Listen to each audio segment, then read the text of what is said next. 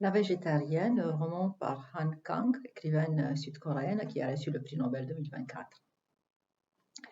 La version que j'ai lue, elle est en français et elle a été publiée par le livre de poche, mais la première version en français a été publiée déjà en 2016. Et si je me rappelle bien, c'est exactement la même année que la version anglaise a été publiée, je crois. Et je crois que c'est aussi la même année qu'elle a reçu le Man Booker Prize. Le roman a été traduit du coréen en français par Jeong Yoon-jin et Jacques Batillot. Et puisque j'ai parlé de la traduction, je voudrais vous lire juste un petit fragment, je crois. Évidemment, je ne parle pas le coréen, mais je suis traductrice moi-même. Et étant traductrice, je crois qu'il y a, par-ci par-là, il y a des gaucheries stylistiques. Et je voudrais vous donner juste un exemple.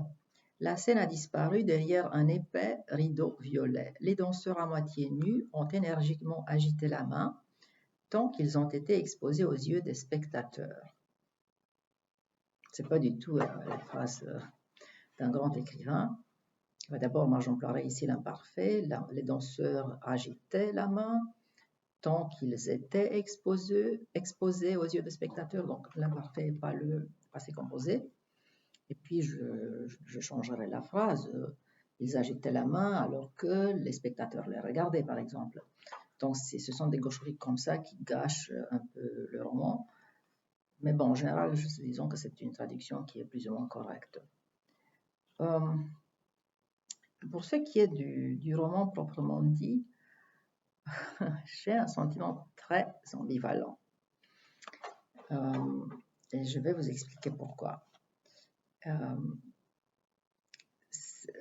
C'est un roman qui porte, disons, sur une femme qui s'appelle Young-ye et qui décide de devenir végétarienne. Elle est mariée et son mari l'épouse, disons, il n'a pas l'air d'être très amoureux d'elle et l'une des raisons pour lesquelles il l'a épousée, c'est qu'elle avait l'air très très normale. Et c'est l'ironie du livre parce que finalement, cette femme apparemment très normale, elle s'avère être très anormale.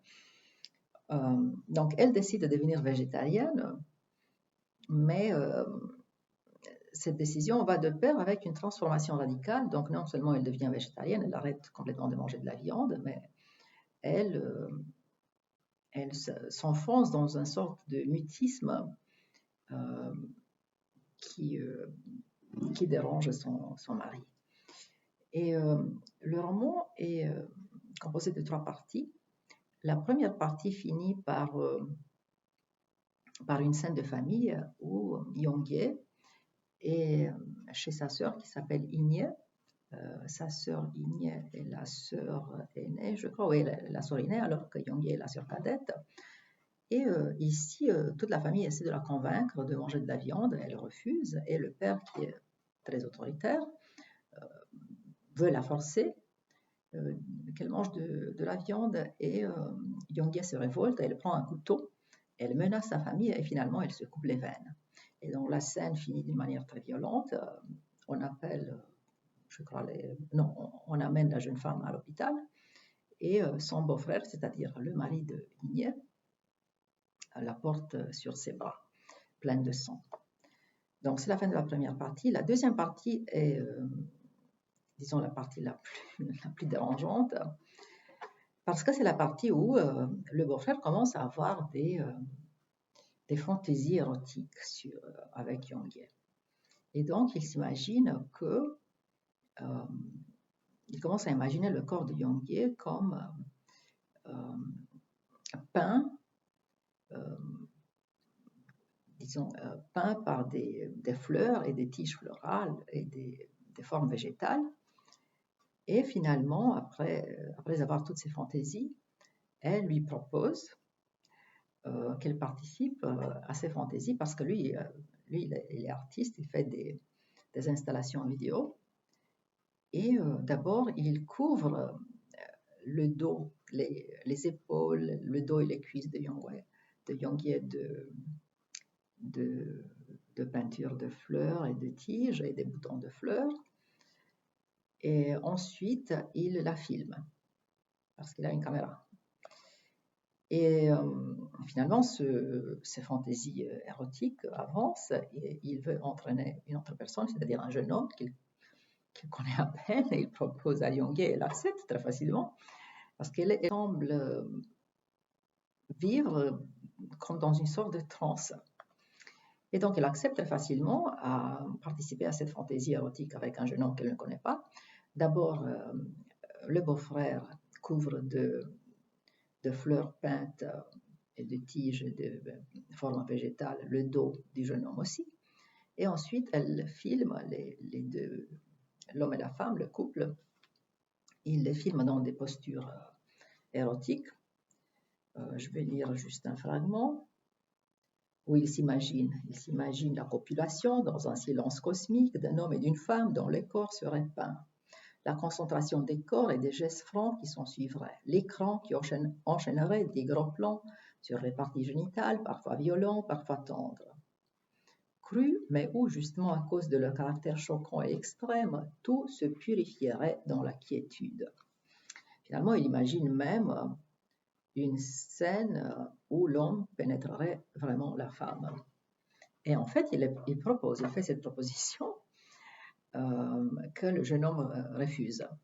Alors qu'on a l'impression que Young-hye aurait accepté. Donc là, j'ai pensé que si un homme avait écrit ce livre, la réception serait vraiment différente parce que, de ce que j'ai vu, beaucoup de femmes ont vraiment aimé ce livre.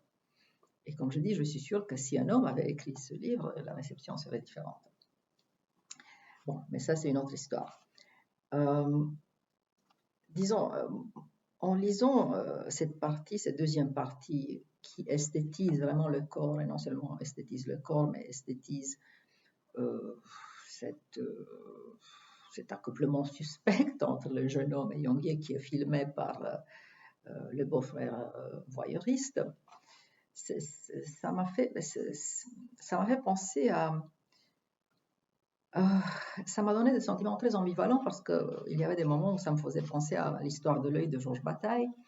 Et si vous n'avez pas lu Georges Bataille, bon, vous devez le lire, mais si vous avez lu l'histoire de l'œil, vous comprenez ce que je veux dire. Donc, c'est une sorte de transgression érotico-religieuse qui se veut une sorte de désir vers l'absolu. Ça d'un côté, mais de l'autre côté, il y avait un autre aspect qui frisait vraiment l'objectification, disons, l'objectification de mauvais goût, je dirais. Donc, c'est quelque part à mi-chemin entre l'absolu et le ridicule, cette partie. Et elle finit pas bien parce que Young-hye arrive un jour et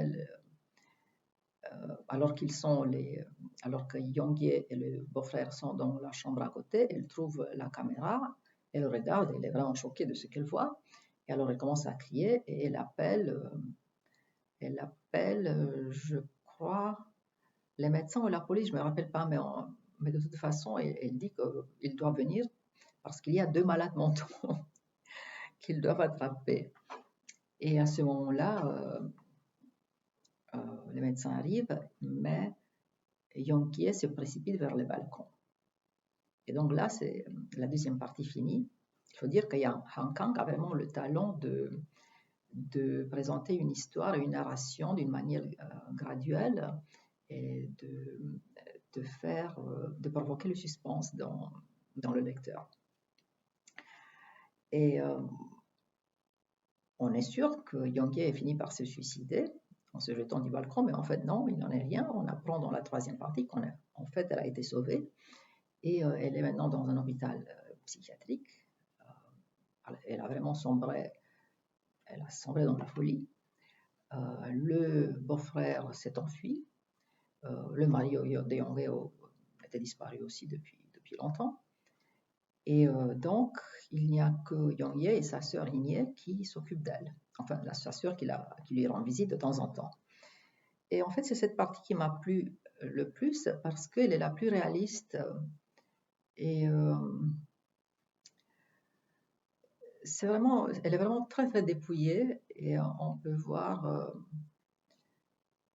vraiment comment cette femme sombre dans la folie. Et à la fois, cette folie est vraiment mystérieuse parce qu'on ne comprend pas vraiment pourquoi est-ce qu'elle a fait tout ça. Il n'y a jamais d'explication. Pourquoi est-ce qu'elle a décidé de se laisser mourir, en fait. Et il y a une scène qui m'a vraiment touchée où la sœur, Ignée, lui dit, mais nous, on essaie de te sauver parce qu'en fait, le médecin l'a forcé de manger. Et les scènes où il faut la force de manger sont vraiment dérangeantes. Mais la sœur explique, c'est-à-dire Ignée explique à Yongue, lui disant, mais nous voulons que tu ne meurs pas, nous essayons de te sauver. Et alors, Yongue répond avec une candeur vraiment touchante, et alors, est-ce que c'est interdit de mourir? Donc ça, c'est vraiment une scène qui m'a touchée. Et finalement, le livre finit sans qu'on nous donne un verdict très clair, c'est-à-dire on n'annonce pas vraiment la mort de Yongue, mais toutes les données qu'on a nous portent à croire que c'est la fin prévisible.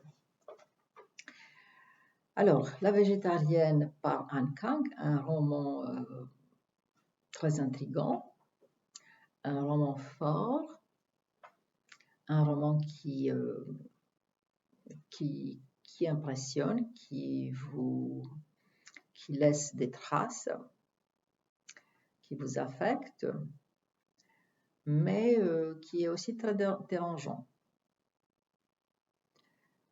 Alors, est-ce que je crois que Han Kang mérite le prix Nobel ou non? Je ne peux pas répondre à cette question, je crois que je n'ai pas assez lu. Je crois qu'elle est certainement plus intéressante que d'autres écrivains qui ont reçu le Nobel. Je ne sais pas si elle a eu vraiment le meilleur traducteur, parce que je me rappelle que même la traduction en anglais a suscité des polémiques. Je n'ai pas lu cette version.